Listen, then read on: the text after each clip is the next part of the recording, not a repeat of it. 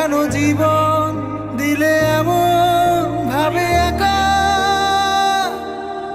ভেবেছিল ছেলে ঘরে যাবে ফিরে,